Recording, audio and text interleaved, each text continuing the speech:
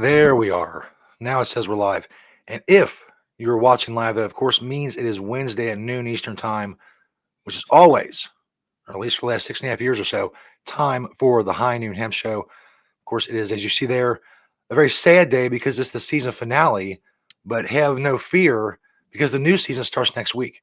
So it's all good in the hood, as they say. I am Stoner Jesus. I do various things on the interweb. He is Beach, an undisclosed hempy location. Of course, you can find us various places. Facebook, the Temptations Beach Facebook page. Of course, on Twitter, at Temptations X, whatever you want to call it. And probably the best quality video, YouTube, the Jedi Hemp YouTube channel. Beach, having said all that, how are things this week in the world of Temptations?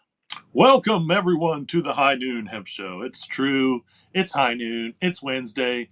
We're here for all your hemp needs, and we're going to provide them to you. It's true. Remember, folks, the FDA has not evaluated this show for safety or efficacy. Stoner, do you know what today is? It's a very special day, as always, because it's the High Noon Hemp Show. But what else could it be, Beach? Hemp Day! That's right. If you're tuning in, it's Hemp Day here on the High Noon Hemp Show every Wednesday. Right. It's true. That being said, let's go ahead and put our peace signs on our hemp hearts and read the pledge. I pledge allegiance to the hemp fields of America and to the soil in which it is planted. One seed under the sun with responsibility, sustainability, and thrivability for all. That's right. Go hemp! Oh, we got a lot of good stuff on the show again this week, as we do every week.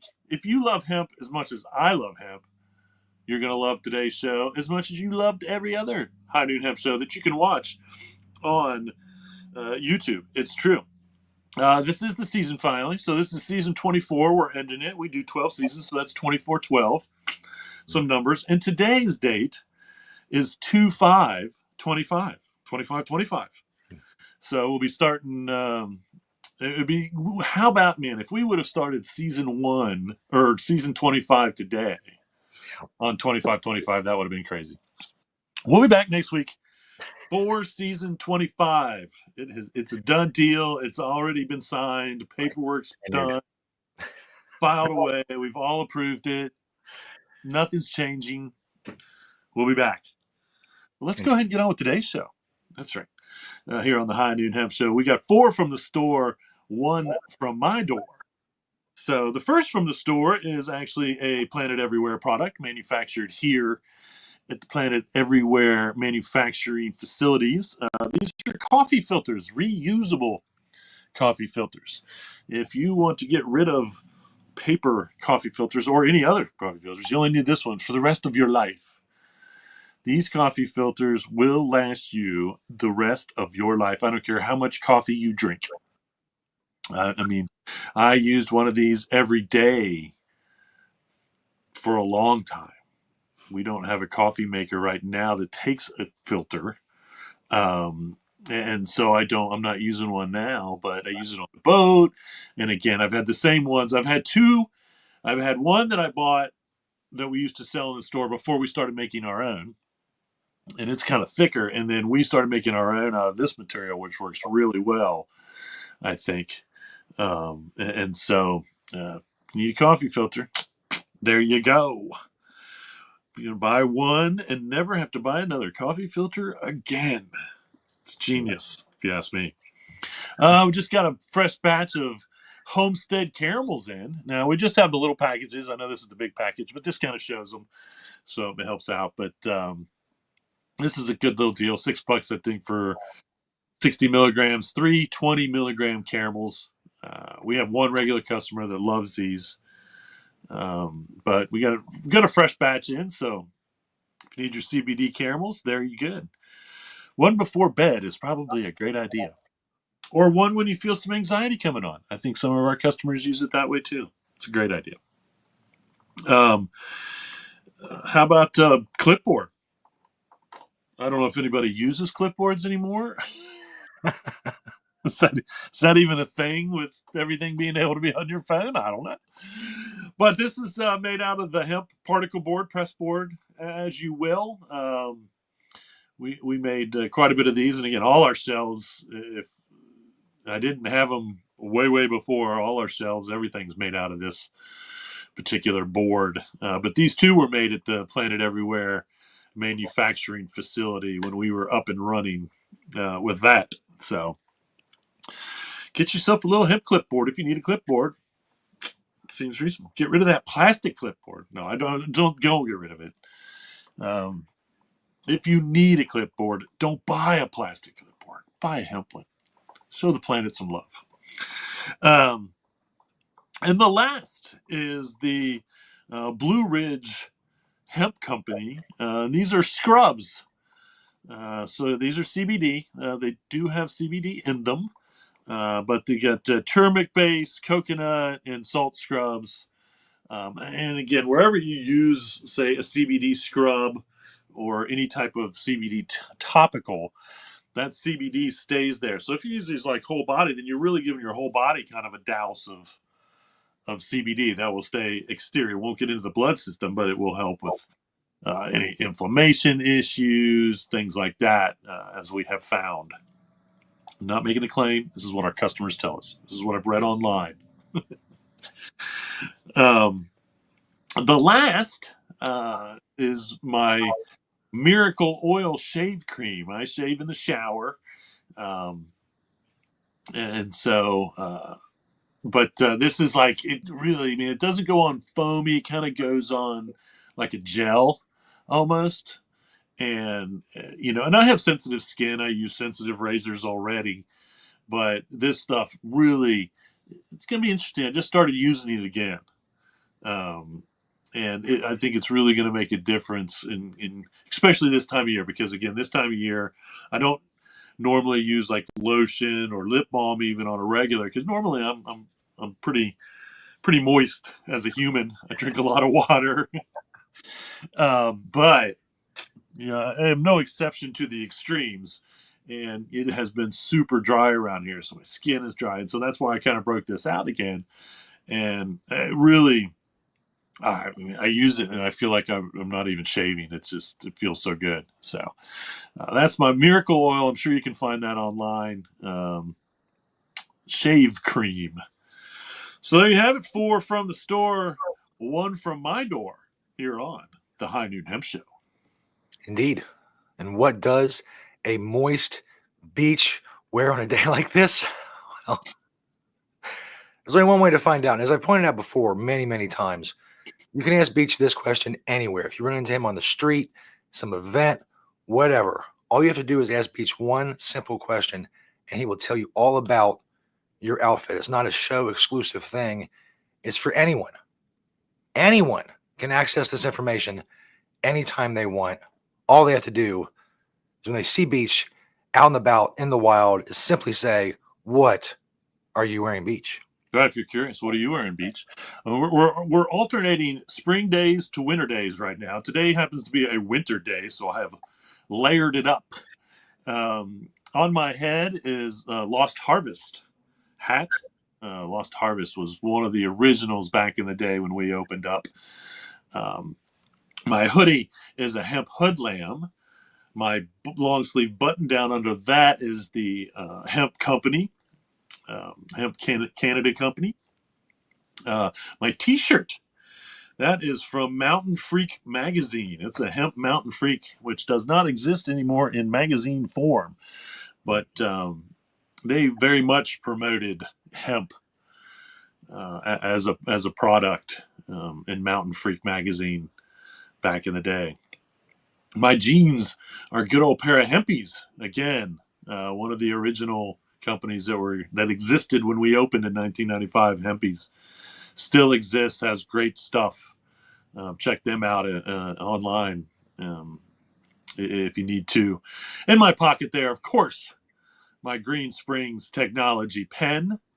Underneath it all, a pair of Satori boxer briefs. My socks are from Hemp Authority. And I got these on eBay from Hemp Authority. I don't know if Hemp Authority still operates under Hemp Authority, the name, because now there's I think, a nonprofit or something or another business organization using that name. But uh, Hemp Authority had some really cool products online, socks and bags, and we even had some of their products in the stores for a brief amount of time. See the little hemp leaf on there. That's pretty neat if you look close. And then my shoes are a good old pair of Adidas Shell Toes. Not too old. Now I have some of my Shell Toes are 20 plus years because those were the first hemp shoes. If my memory serves me correctly, probably the first hemp shoes that I owned. If that wasn't that, it was Just Naturels back in the day. I'll have to find my old pair of Just Naturel boots that I wore like every day in the winter for years, and they show it. See if I can't bust those out. So there you have it. If you are curious, what are you wearing, Beach, on this fine winter day? Now you know here on the High Noon Hemp Show. There you go.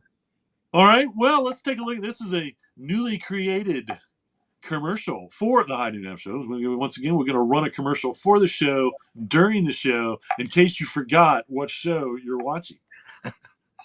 I'm going to share this. I will be sharing this online as well to promote the shop. So here's a little commercial, and we'll be back with the news.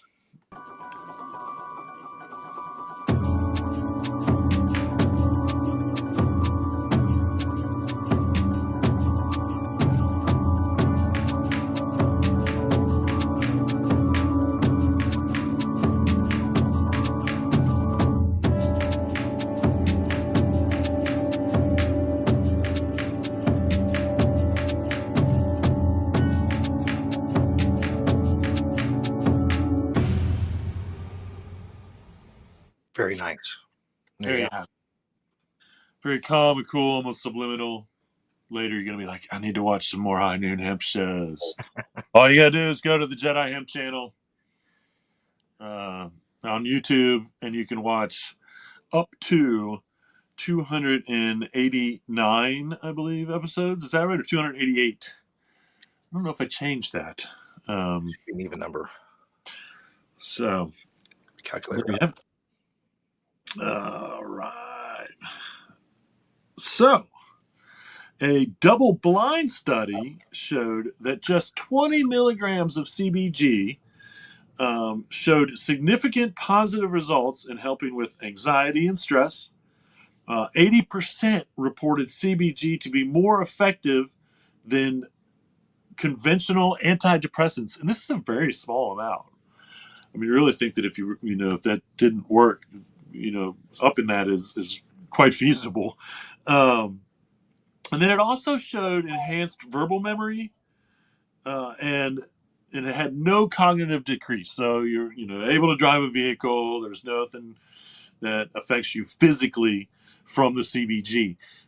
Now I did recently see another study, and I reported it here on the show about CBG and memory and how they believed that CBG was in fact a memory aid. This study showed that it did advance. It was kind of one of the surprises because they weren't necessarily even focusing on that.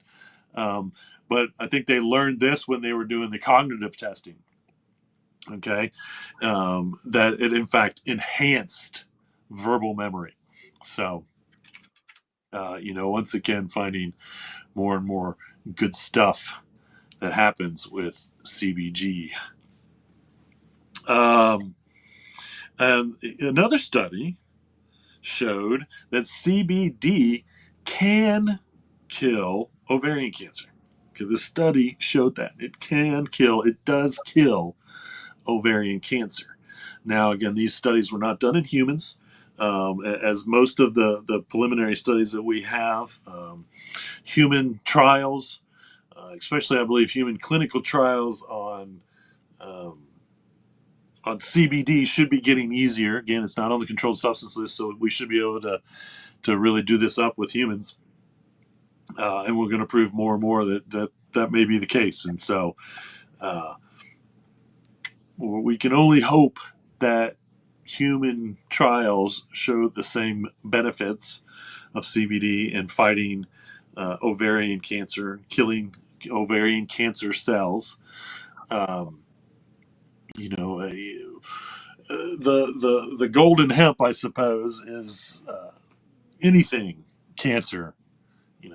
That's the one thing medically that for all the money that we spend, we can't figure out Sure. how to naturally kill cancer cells. Um, and once again, maybe we need to be doing more research on hemp. Uh, the problem is they don't want to use natural substances to do this because they can't patent that. They can patent their own little formulation of drugs that contain, say, CBD, but they can't patent CBD. And so the pharmaceutical companies they're probably like, nah, we'd rather create something in a lab. Let's keep spending the millions and millions and millions of dollars that we have making synthetic drugs in a lab to do these and testing them.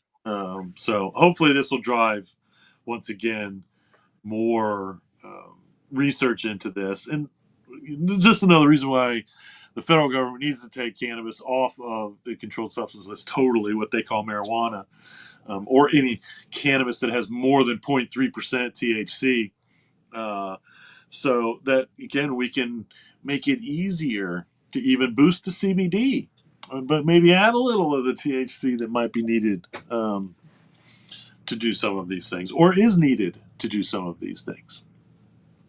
So we'll see how far that goes. But all these studies help push forward, legitimate clinical human studies. So there was an article on jute rugs, which was interesting because in the article on jute rugs, and I quote, it says, hemp is used prolifically in textiles, biodegradable plastics, paper, food, and more. And then it goes on to say, hemp is slightly more durable, but feels rougher on bare feet. So, basically they're saying in this article on rugs made of jute that hemp is really hemp is really what you should use. I can tell you this: it's not like walking on Legos or something. But when they say that it may be rougher, and in fact, I really think because I had a pair of, and I don't wear open-toed sandals a lot. I just have never felt comfortable in open-toed shoes. I guess I stubbed my toe too many times, and so I just like, ah. But I did have a pair of hemp sandals. We called them Jesus sandals because they were, the soles were probably a good inch thick because it was really just hemp rope wrapped around and around, making the sole of the shoe. And that's, my foot was on top of that. And I really thought that kind of, that roughness of the hemp felt good on the sole of my foot. Um, and so I don't necessarily think it's even a bad thing that the carpet might be a little rougher. Because again, it's almost not quite, but almost an exfoliating kind of situation. Um, Again, I even have hemp hand scrub things that are basically for exfoliating. That again, that roughness feels good. It works. Oh, this is interesting. So, they recently published like the largest fines that the WWE, the wrestling people, give out, and the fine for marijuana use is $1,000. So if you fail a marijuana test, you get fined $1,000. If you fail a CBD test, you get fined $2,500. The fine for using CBD, according to the WWE, is 2.5 times more than using marijuana. And again, CBD is not on the controlled substance list. Hemp is not on the controlled substance list. There's no euphoric value to using CBD.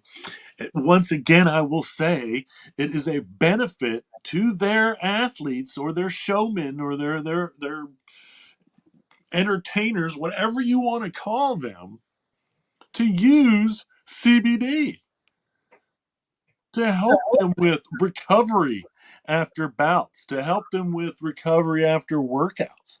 They should all be eating hemp food because of its high proteins, and they're lifting weights, and they're really focusing on their bodies. So, can you get fined for eating hemp? I doubt it.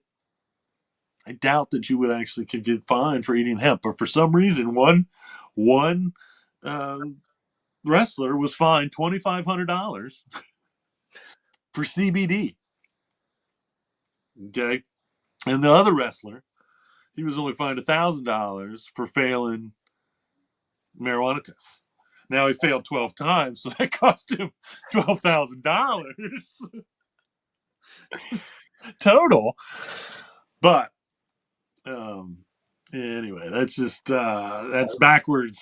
WWE. You should be promoting CBD, and I'm almost surprised that the WWE doesn't accept CBD sponsorships. Is that not the case? Is there no CBD company that is involved in the WWE? Because I find that so hard to believe that they would turn down that money.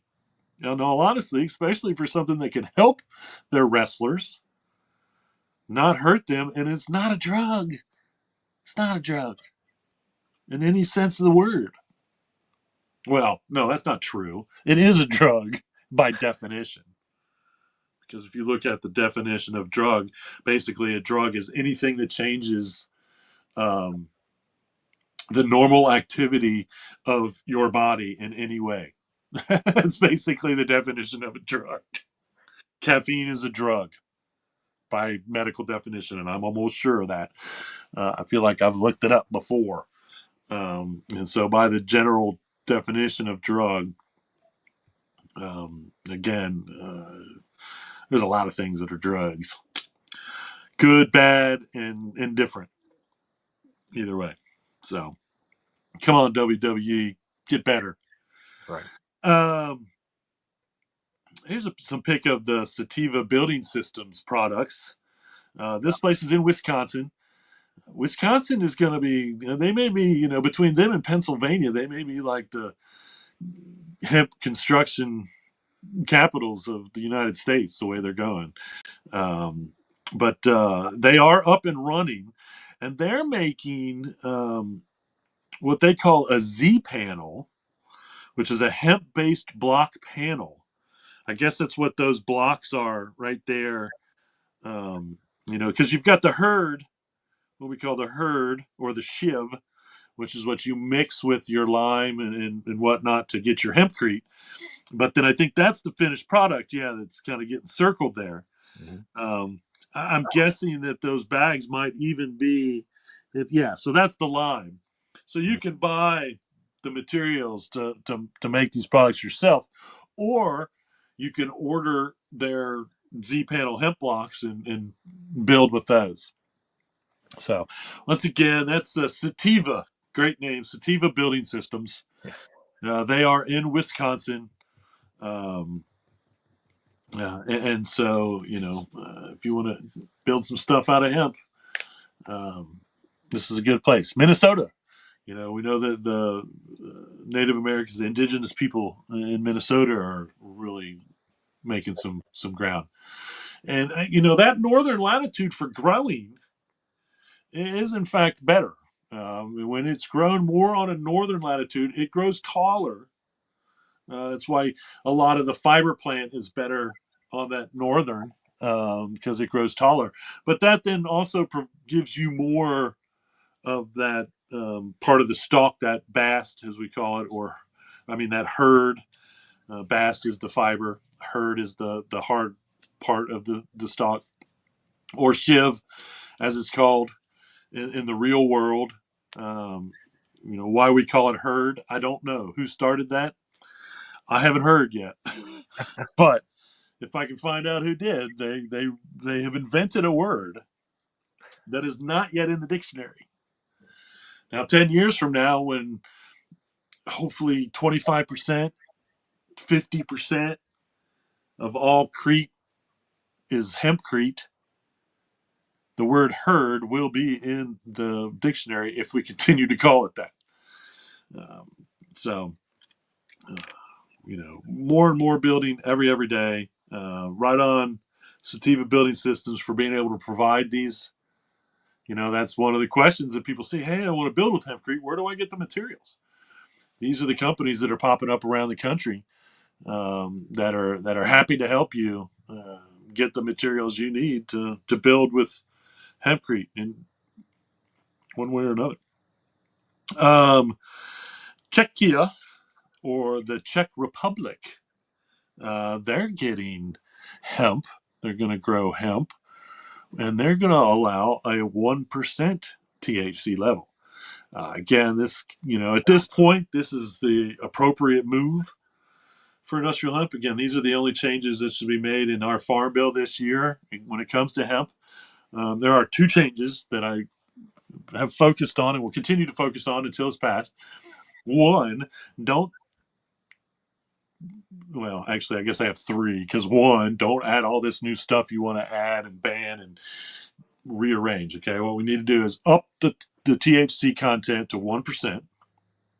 Okay, um, we need to get rid of the fact that if you have a felony charge, you cannot grow industrial hemp. If you have a felony charge of any sort, you cannot grow industrial hemp under the federal guidelines. Um, uh, and then three, I guess, like I said, don't add all this new stuff that they want to add, banning certain cannabinoids naturally occurring. We just leave it alone and honestly let the states work it out. And that's what they're doing now. And they're still doing that, and we're still doing that everywhere. Just about the time all these states get it figured out, what they can and can't do, and what they should or shouldn't do when it comes to what they call intoxicating hemp, um, the government's going to change the federal laws again, and then it's going to get even more confusing. I don't know. And so we just need to, that's what we need, 1% here. And again, THC content means nothing if you're going to use the seed or the fiber. It's a mood issue. Okay, there's no THC in the seed. There's no THC in the fiber. So if you're going to make a pair of jeans out of the hemp, there's not going to be any THC in it. You could have made them from a plant that had 26% THC in the flower. Makes zero difference. Okay, if you're going to do your hemp hearts by the spoonful, two tablespoons a day is a highly nutritional value. It doesn't make any difference if that came from a plant that had 26% THC in the flower. Okay, the hemp heart definitely doesn't have any THC in it, and the whole seed doesn't have any THC in it. It might have a small amount, trace amounts on the outside of the seed, because that seed was in the flower. So if you grow that seed in the flower of a 26%, you might have a little THC on the outside. But a shake, when they usually shake to clean, and a high intensity shake gets rid of 99.9% of any of that, and whatever would be left over would be parts per million THC, parts per million. Okay, in any food product or anything. So it's a smart move. I'm seeing a lot more countries. I've reported on a lot more countries. It seems like legalizing industrial hemp and then going with that 1% instead of the 0.3, which is that's the smart move. It was kind of interesting. I found this article on the common plants that were growing in Europe from what we'll call year 1 AD, kind kind of up until the present almost. But during the period of post 1500 AD, a significant shift towards cold, resilient summer crops, such as hemp, happens in Europe. Hemp offered resilience against prolonged drought, cold climates, and poor soil conditions. It says that hemp growing basically peaked around 1700, 1800 due to the harsher climate conditions and the development of seafaring industry. Now, I've often, said that given, hemp was in America because of how important it was to the seafaring industry, um, and the survival of the Europeans that came here. It is not indigenous to what we call the United States of America or Turtle Island. Um, the Europeans brought it here, and so all hemp that grows in the United States or in South America or in Canada now is not natural to the area. Um, and it really wasn't, again, it was brought into Europe uh, early in the days, I'm sure, from China, India, the Fertile Crescent area, kind of coming over that direction from the Fertile Crescent area. As there is, it's in that area over on the, China, and places 10,000 years ago, 8,000 years ago, things like that. Um, but again, what the article was really kind of showing was the increase in hemp because of the colder conditions. Um, you know, not necessarily an issue now because we're warming up, um, as far as the growing seasons go. But you know, I think that also shows that it can be grown at once again more northern latitudes very successfully. It's not going to survive a freeze, but it can survive colder, harsher conditions. And again, once the plant gets going, it needs very little water, or it searches very hard for the water that it does need. It does a very good job of that. Here is a look at the Air Jordan 4, which they're calling the Cozy Girl. This is a women's shoe. Now, they're releasing this in November.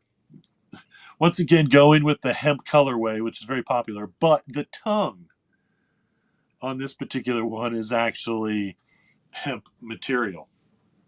So Nike's really breaking out with what they're calling the hemp colorway, but then using very little hemp on the shoe. I think last week I showed the one Nikes, and all that was really hemp was like where the shoelaces connected. But it was hemp nonetheless. And this one does have, once again, a little bit of hemp on it, even though they do call it the hemp colorway, using the hemp colorway as that natural color look. I read an article that this was basically, three uh, protein powder, three sources of protein powder that are good for diabetics. Okay, whey was one of them. Of course, whey comes from dairy, so if you're a vegan, you probably want to stay away from whey. And the other two were pea protein and hemp. Um, and so one of the reasons is because hemp is actually very high in the essential fatty acids, which is something that helps with blood sugar levels. And so that's one reason why hemp it would be good for diabetics. And once again, a couple tablespoons in the morning will probably help you control blood sugar. It doesn't have to be a protein powder. This article was just talking about the best protein powders for diabetics. Those were the three options in the article. I can't complain against pea. I'm not I have nothing against pee when it comes to the plant. I got nothing against pee when it doesn't. But the way I don't do a whole lot of dairy products. Try to stay away from that. And so, if I was diabetic, and I'm not, and I probably never will be, um, then my hemp is going to help if I need it to.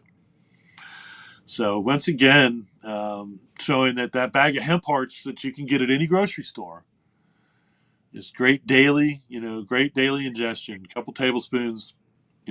I'd recommend a couple tablespoons in the morning, a couple tablespoons at night, and that's really all you need to get the nutritional value and to get all that stuff. We have read and I have reported on hemp seed, hemp grain, hemp seed oil is also beneficial to sleep. And it's also beneficial to fighting inflammation and things like that. Maybe not as strong as CBD is effective, but even just hemp itself, because of all that nutritional value. I just read another or saw another article about sleep aid alternatives. And normally when I read the sleep aid alternatives, they're talking about CBD. Um, but this one mentioned magnesium. Hemp is also pretty high in magnesium. And so if they know, and they do know, melatonin and magnesium and valerian, these are all natural, uh, vitamins and herbal substitutes that they know that help with sleep issues. Um, and so, it's not quite as popular to talk about hemp oil from the seed, not CBD, as being beneficial to these things as well. If pain causes your sleep issues, then hemp oil and CBD both. That's why one of the reasons why we put our CBD in hemp oil is because they're both beneficial to the human body, therapeutically, nutritionally, all that. So, da, da, da, da, da. Here's one to file under. What? Headline: A new poll finds Texans want to ban THC, but also legalize marijuana. Could Texans be any more confused on the subject? Okay. Because guess what? If you ban THC, you can't legalize marijuana. If you legalize marijuana, you can't ban THC. So what's it going to be there, young fella? Do you want us to ban THC or do you want us to legalize marijuana? That's my take on one of the best scenes out of Raising Arizona. We can't get on the floor if we raise our hands, and if we raise our hands, we can't get on the floor. And this is the exact same thing. It's like, what's it? And here's what and this is like the way the political polls are worded can get any response that you want to make your headlines. So if I was to guess, and I am assuming these things, this is a hypothesis. Okay. No, this is actually a theory. My hypothesis to prove the theory is the marijuana companies wrote the polls, and they write them in such a way that the question might be, do you want kids to be able to get THC over the counter? Well, no. So that supports the idea of banning THC. Would you like to see marijuana legal? Yes. That supports the theory of legalizing marijuana. So all of a sudden, and again, statistics can prove anything, and polls can promote any ideology from those that took them, depending on how the questions are asked and what the answers they're really looking for.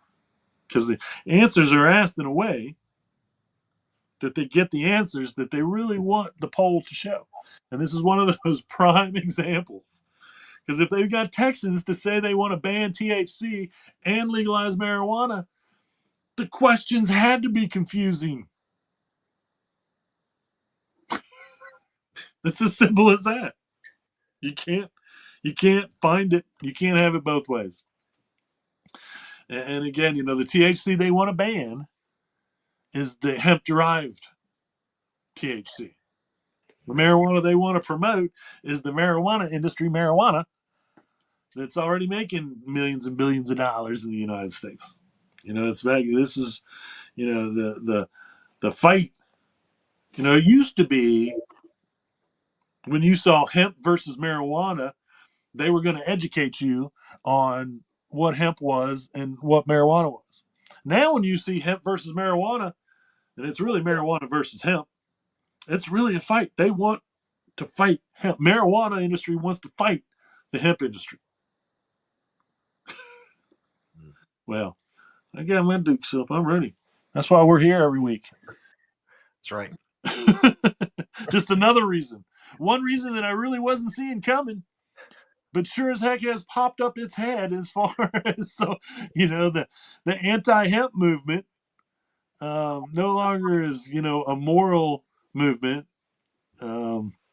It's still a very much greed movement, but it's not greed from the cotton industry or greed from the grain industries or any of those. It's the fight from the marijuana industry. Literally the same plant. Two cannabis sativa L's walk into the ring. One cannabis sativa L walks out. No, both of them should walk out. They can both walk in. They can both walk out. All cannabis should be able to walk. There should be no fight. Let us have our industry, the hemp industry. You can have your marijuana industry. That, for the record, was 20 years ahead of us. The first medical marijuana state, California, 1996. The federal government didn't actually legalize industrial hemp until 2013. So, don't be mad at our industry, the hemp industry. We've been illegal federally as long as marijuana. In fact, that's why they called it marijuana, so that they can make hemp illegal in 1937. And we should all be standing side by side, not across from each other. Okay, my cannabis is better than your cannabis. My cannabis is better than your cannabis. My cannabis is better than their cannabis. But and if any of them want to debate me on that, if anybody in the marijuana industry wants to debate me on why marijuana should be legal and hemp should be illegal, or hemp products should be illegal and marijuana products should be legal, I'm happy. I'm here. I'm ready. Bring it on. Just as much as I'm ready to debate any agricultural genius on any crop. Now, if you're a genius on cotton, bring it on. I don't even have to be a genius on hemp. I just have to know the facts. Okay, there's no agricultural crop that is better for humanity than industrial hemp, and I will debate that with anyone. Okay, I'm also happy to debate the legalization of industrial hemp versus the legalization of marijuana um, as well. Why they should all be legal. Nebraska. Speaking of that, Nebraska. If you live in Nebraska, get a hold of your representatives. Tell them a ban on any hemp products is wrong.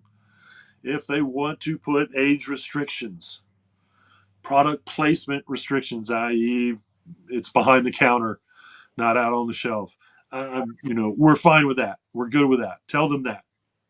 I'm okay with age restrictions, but a total ban puts these products back into the black market, and a total ban only supports the marijuana industries. Tell your politicians that.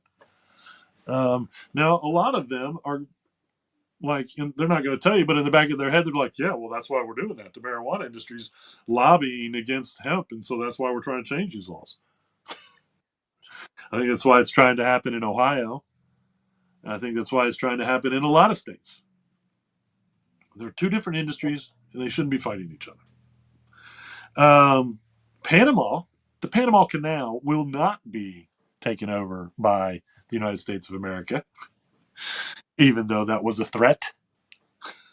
But the Panamesians, I don't know what they call themselves, but Panama is legalizing hemp.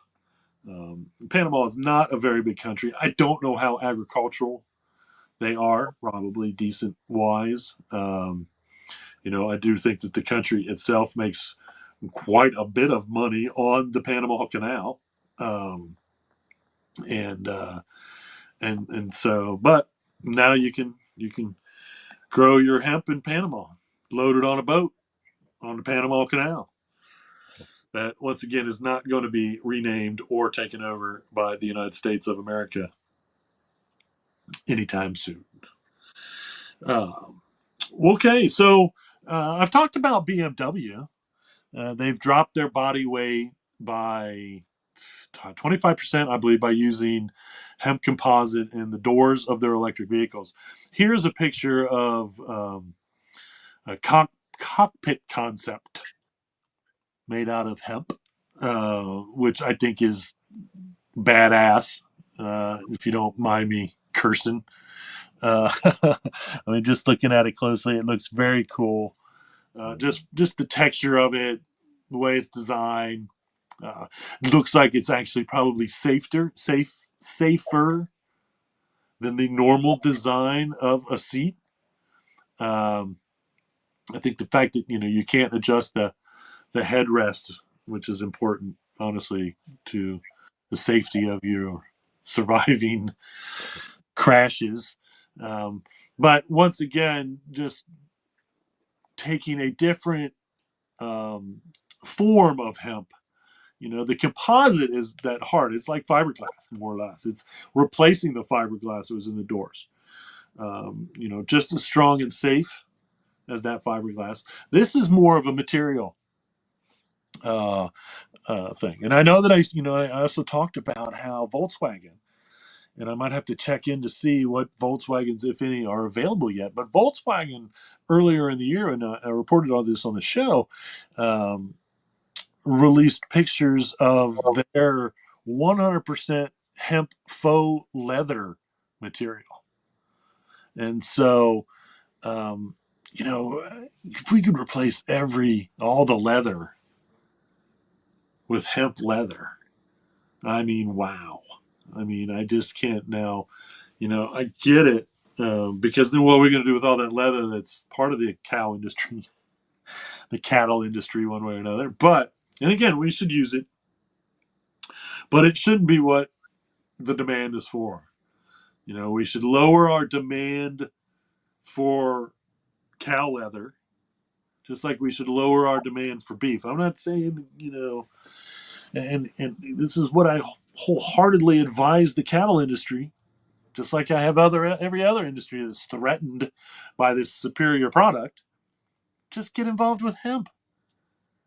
I mean, if you raise cows now and part of that goes for leather or beef, you can raise less cows and still get the benefit of hemp, that protein. It's not as high as beef, but it's pretty close. And all the vitamins from the food product. And then you can also use that fiber to replace leather. Okay? So there's two products in one cow that hemp can replace. Now, just to be clear, I can go ahead and mention the third, which is hemp milk, because we can make milk-like product out of hemp as well. And so, um, here's yet another industry that on the outside doesn't probably even think about the threat of hemp. But when you can make a hemp hamburger or a hemp burger, and you can make a hemp leather jacket, and you can make hemp milk, that's sure a lot less cows that have to be born to lose their lives. Okay? Totally makes sense. Totally makes sense. Um, can this world exist? Go ask anyone in India. Okay? Because guess what? They don't drink hemp milk, or they don't drink cow milk. They don't drink, or they don't use leather. That's for dang sure. And they don't eat beef. And there's 1.6 billion of them, or some Yeah. crazy amount. So life must be able to sustain itself pretty well on a mostly vegetarian diet, by the way, because that is also something that they pretty much believe in. They do eat chicken and they do eat lamb, but it's a lot less still, even on that mark. Um, and so, I'm not trying to get rid of the cattle industry, but the times they are a changing. And if you want to be stuck in your old times, then you're going to lose out. If you want to get with the times, then start growing hemp in one field and you can still have some cows in the other and start transitioning.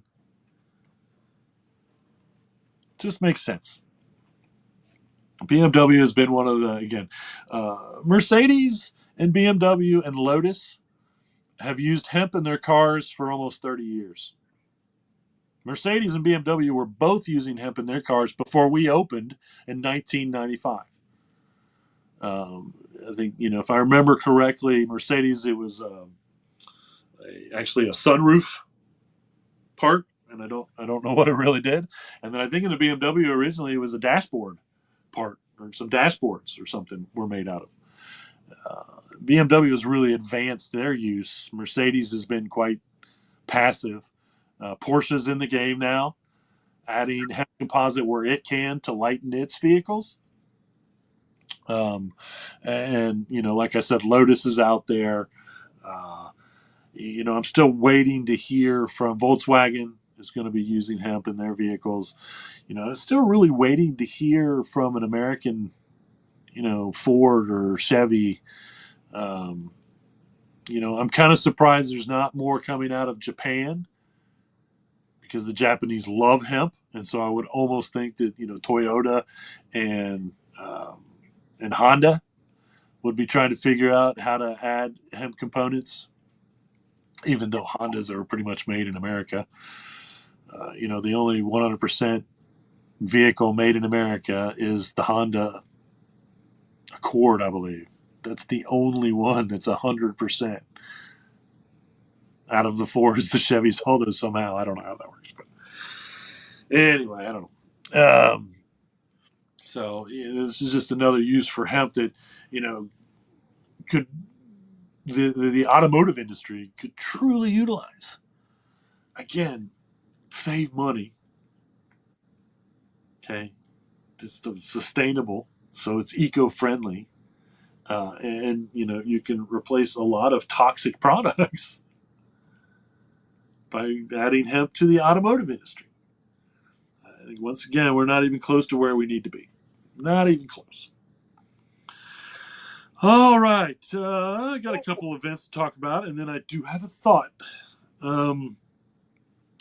So February 6th, tomorrow, if you're out in South Dakota, the Agricultural Heritage Museum and the South Dakota Industrial Hemp Association will present The Future of Hemp.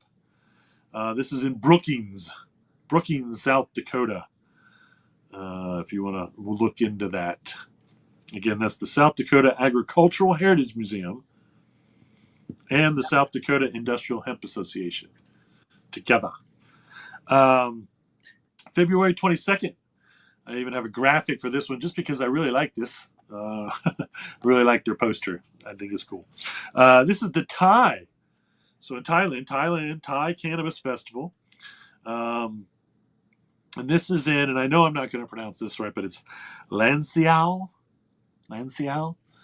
I don't know. There is a little scannable thing there. We'll make it try to get it maybe as large as we can. See if you can scan it if you want to get some more information on that. Thailand is a beautiful country.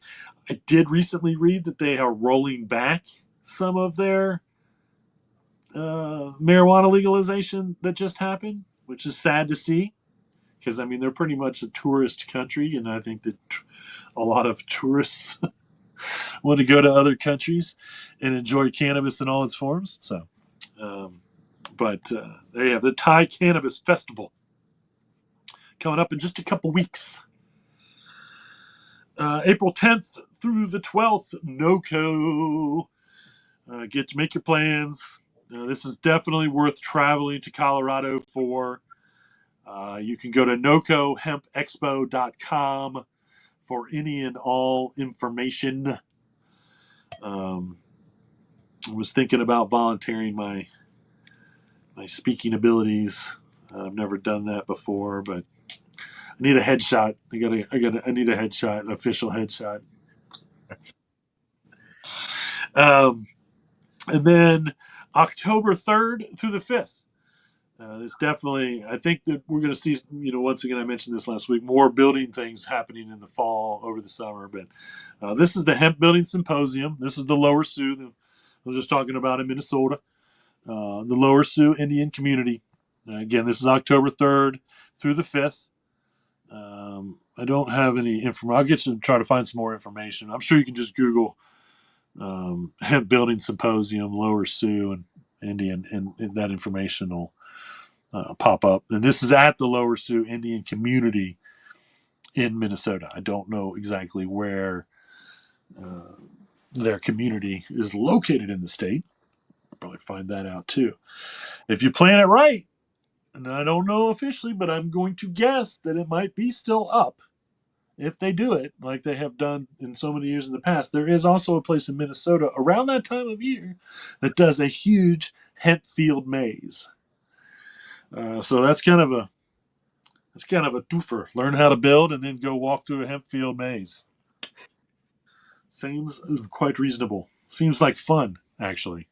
Good. That's a good hemp vacation right there. We all need hemp vacations, all of us.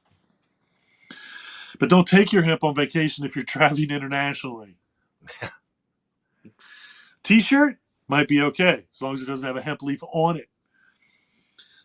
CBD, no, no, no, don't do it.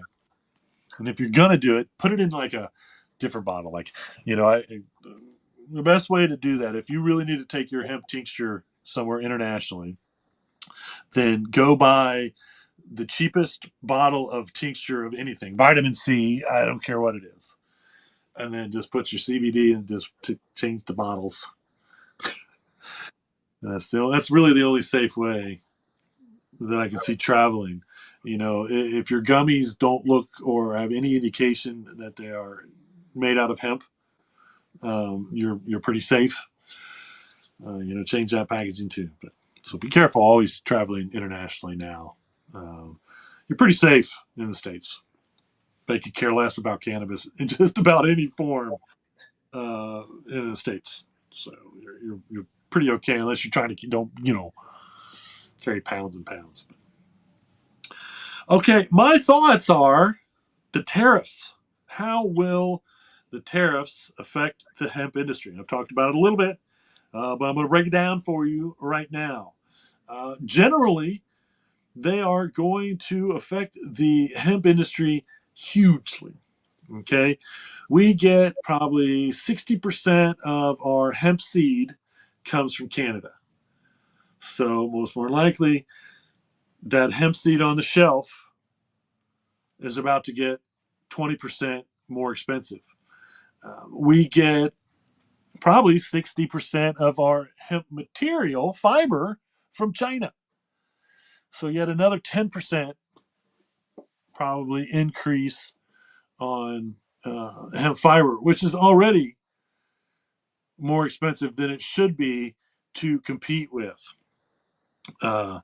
Now, that won't affect any of, say, the Hemptations brand products because guess what? All of our hemp is grown in the United States, Kentucky, process made, all of that in Kentucky.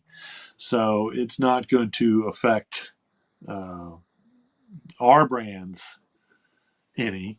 So our hemp oil, our tincture is not going to go up. Now I'm going to start looking into American grown grain. You know, hopefully this will work the way we want it to work, even if unjust. And the United States companies, the United States of America companies, they pay the tariffs. Okay, so if I want to sell hemp seeds imported from Canada in the United States, I have to pay that tariff. That's why the price increase goes to the customers. Okay. Now, what it's supposed to do, and hopefully it will, is it will encourage more farmers to grow for grain and fiber in the United States, which will make it cheaper to supply to the manufacturers, retailers, whatever. So I think that we're definitely going to feel, hemp seed is pretty expensive now because of the demand. If you go look at your grocery store, there's hemp seed on the shelf. It's decently expensive because the demand is so high, and supply is really low. Demand for hemp seed in the United States Canada can't keep up with it. We need to be growing more and more of it here in the United States, regardless of tariffs, because of the demand. Okay, that's the hemp seed. There is total demand for the hemp seed.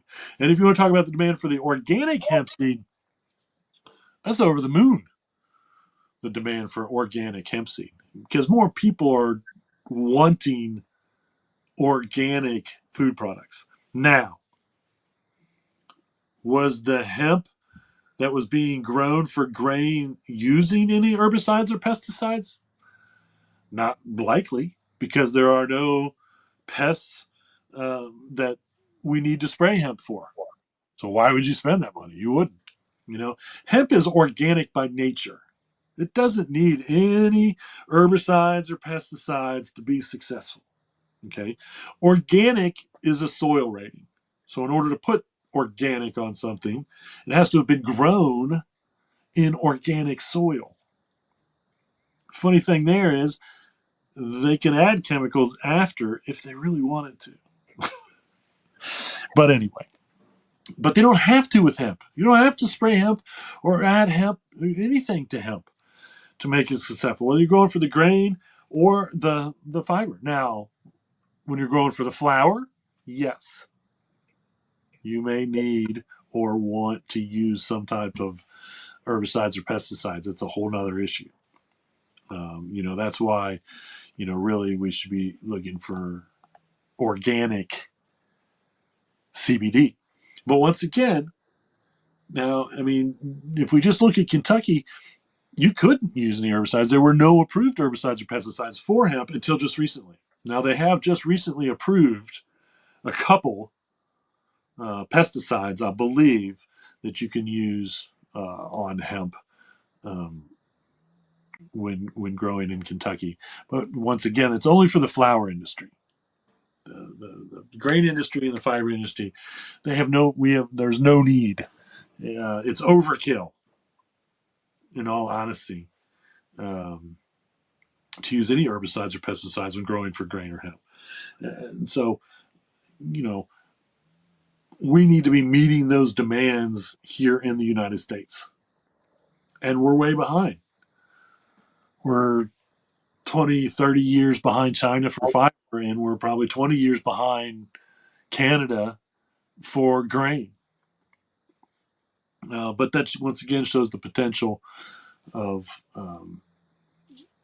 our farmers and the need for our farmers. And these tariffs are yet another reason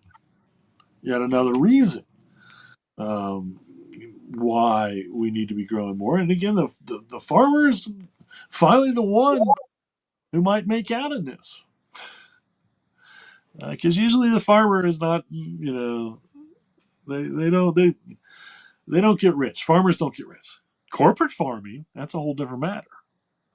But if you've watched the show before, I think you know how much I have a disdain for corporate farming. Does it have to exist at this point to supply some of the things? Probably. Can we go back to more traditional farms? I think we can, and I think hemp is one of the plants that can do that. Um, we haven't seen the corporate takeover of hemp yet because there just aren't enough hemp farmers out there for them to go, oh, you know what, we should take this over. Which is what happened in the 80s with a lot of products, the corporate takeover of the agricultural industry in the United States. And again, right, wrong, or indifferent. Some good things, some bad things, things that don't matter. Um, but we need to do better. That's part of the, uh, all humans, no matter where you are in the world, should demand clean air, clean soil, clean water. Those three things we deserve to have. And everyone should make a move to promote that ideology. Is there any perfect? No. Will we be able to go, 100%? No. But everybody should have their own thing. I'm not trying to get rid of any industries. I'm only trying to promote an industry that is far superior to all the other industries and much better for humans and animals alike in the planet. That's all I'm doing. And I'm just telling everyone out there that if you're in an industry that hemp is going to compete with you on, then you should get into hemp. Pure and simple. And that, my friends, are my thoughts on Great. the tariffs and hemp. Um, Remember, everybody, reduce, reuse, recycle. Make everything else out of hemp. Having temptations. See y'all next week. Peace.